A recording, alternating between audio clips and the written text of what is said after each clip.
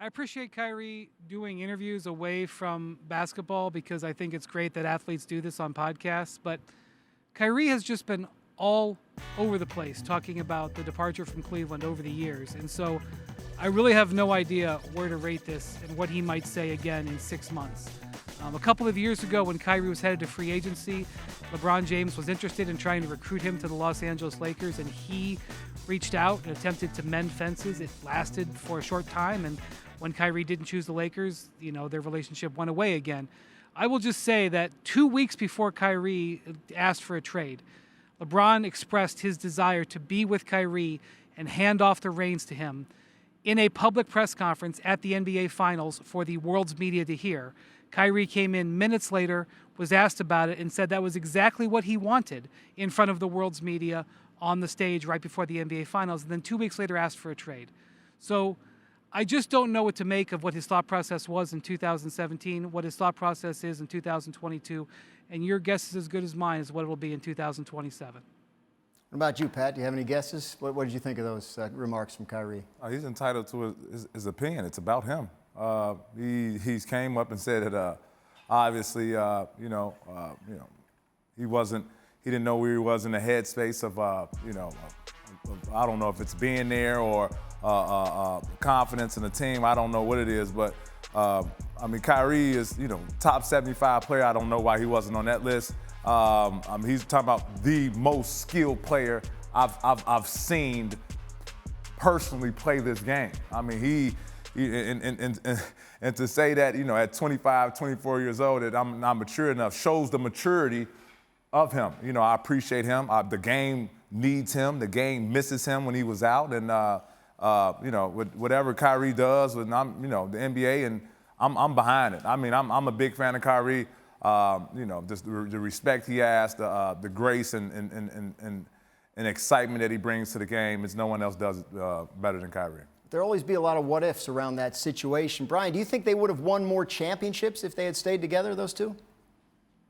I think there's a good chance. The 2017 team that they lost to the Warriors, who were an all-time great team, that 2017 team was the best team that the Cavs had under LeBron, even including the year they won the title. They went 12-1 through the East playoffs and just ran into a historic buzzsaw. Durant ended up leaving 2 years later. If they stuck together, it possibly could have worked. Going to what Bev said, I completely understand why Kyrie, who, by the way, idolized Kobe Bryant and watched Kobe Bryant want his own thing about the same time in his career, I completely understand Kyrie's desire to want to go off on his own and ask to be traded. That makes total sense to me. But I think we can fairly say that 5 years on, that decision hasn't worked out.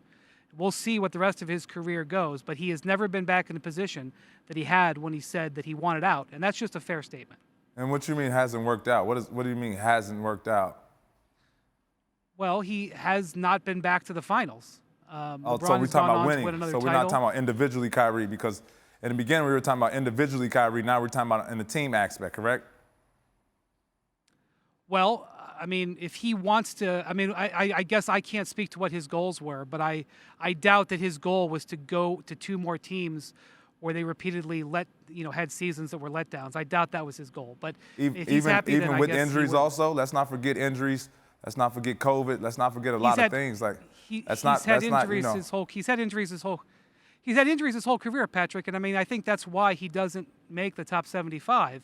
Because he's really he is absolutely an all-time great, but he's only been an all-time great like 40 or 50% of the time, and it's not necessarily his fault, quote unquote. But that's just reality. Yeah. So he's still got prime years left. He can change that narrative, but I highly doubt that when he asked for a trade, he would have. I think NBA players top 75 is very different than a lot of people's top 75, and he's definitely in there. That is probably true, and obviously we have other shows in the future to debate things like top 75. Real quick, Brian, where do you think the relationship between Kyrie and LeBron stands today? I'm not sure. I know that there was, like I said, a thawing of it a couple of years ago. I think, if you want to be with LeBron, if you want to be LeBron's teammate, LeBron will embrace you.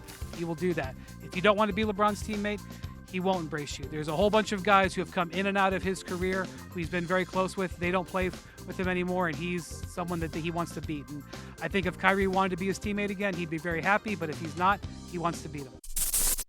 Thanks for watching ESPN on YouTube. For live streaming sports and premium content, subscribe to ESPN Plus.